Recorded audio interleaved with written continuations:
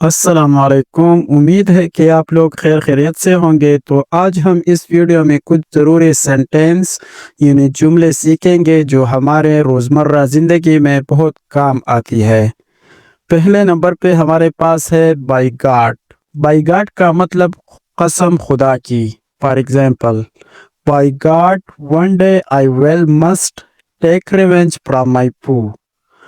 और इस सेंटेंस का मतलब है खुदा की कसम एक दिन में ज़रूर अपने दुश्मनों से बदला लेना होगा।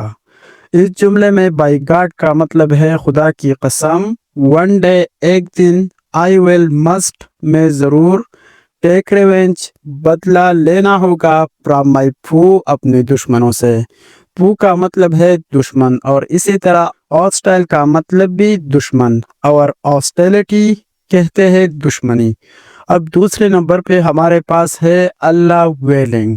अल्लाह वेलिंग का मतलब है इंशाल्लाह। For example, Allah willing I will obtain good marks in this upcoming exam. इस जुमले का मतलब ये है इंशाल्लाह कि मैं इस आने वाले इम्तिहान में अच्छे नंबर हासिल करूंगा। अल्लाह विलिंग का मतलब इंशाल्लाह, आई विल ऑब्टेन गुड मार्क्स, मैं अच्छी नंबर हासिल करूंगा। ऑब्टेन का मतलब है हासिल करना। एंड दिस अपकमिंग एग्जाम कि मैं आने वाले इम्तिहान में, अपकमिंग कहते हैं आने वाले और प्रीवियस कहते हैं गुजरे हुए। तो अब हम 3 नंबर पे सीखते हैं गुड फॉर बैड।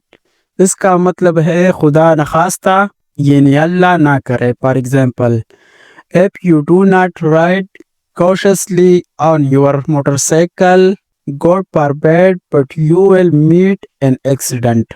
इस सेंटेंस का मतलब है अगर आप अपने मोटरसाइकिल पर एहतियात से सवारी नहीं करते तो खुदा ना करे लेकिन आपको एक हादसा पेश आएगा। If you do not ride to motorcycle, if you do not ride to motorcycle cautiously, इसका मतलब है अगर आप अपने मोटरसाइकिल पर एहतियात से सवारी नहीं करते। कॉशियसली का मतलब है बहुत एहतियात से। गॉड फॉरबिड का मतलब अल्लाह ना करे। But you will meet an accident, लेकिन आपको एक हादसा पेश आएगा। अब 4 नंबर पे हमारे पास है बिलीव और नॉट। इसका मतलब है यकीन करे या ना करे। फॉर एग्जाम्पल, बिलीव और not but this milk is adulterated. इस सेंटेंस का मतलब है यकीन करे या ना करे लेकिन इस तरह दूध में मिलावट होती है। तो ये हमेशा याद रखें, बिलीव और नॉट, यकीन करे या ना करे, but this milk is adulterated. वो चीज जिसमें मिलावट हो, चाहे कोई भी चीज हो, उसे एडल्टरेटेड कहते हैं। तो अब 5 नंबर पे हमारे पास है आई रिमेम्बर इट सो वेल। इसका मतलब है मुझे ये बहुत अच्छी तरह याद है। For example, I remember it so well, once then shopkeeper had deceived me. मुझे ये अच्छी तरह याद है जब उस दुकानदार ने मुझे धोखा दिया था। शॉपकीपर का मतलब दुकानदार, डिसीट का मतलब धोखा। I remember it so well, मुझे ये अच्छी तरह याद है। Once then shopkeeper had deceived me, जब उस दुकानदार ने मुझे धोखा दिया था। शॉपकीपर का मतलब दुकानदार, डिसीट का मतलब धोखा। और अगर हम इस तरह कहे आई डिसीव्ड हिम, मैंने उसे धोखा दिया। और अगर हम इस तरह कहे ही डिसीव्ड मी, उसने मुझे धोखा दिया। यू डिसीव्ड मी, आपने मुझे धोखा दिया। अब 6 नंबर सेंटेंस हमारे पास है when it would be my turn. इसका मतलब है मेरी बारी कब आएगी। For example, when it would be my turn because I am getting late. मेरी बारी कब आएगी क्योंकि मुझे देर हो रही है। When it would be my turn because I have to go to school। اس کا مطلب ہے میری باری کب آئے گی کیونکہ میں اسکول جاؤں گا۔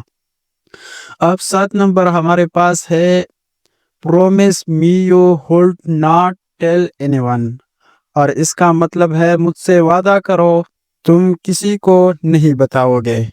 For example I will tell you but first promise me you would not tell anyone۔ تو اس سینٹنس کا مطلب یہ ہے میں آپ کو بتاؤں گا لیکن آپ مجھ سے وعدہ کریں کہ آپ کسی کو نہیں بتائیں گے۔ I will tell you میں آپ کو بتاؤں گا but first promise me لیکن آپ مجھ سے وعدہ کریں you would not tell anyone کہ آپ کسی کو نہیں بتائیں گے۔ اب 8 نمبر پہ ہمارے پاس ہے keep courage everything will be fine۔ اس کا مطلب ہے ہمت رکھو سب ٹھیک ہو جائے گا۔ keep courage everything will be fine اس کا مطلب ہے ہمت رکھو سب ٹھیک ہو جائے گا۔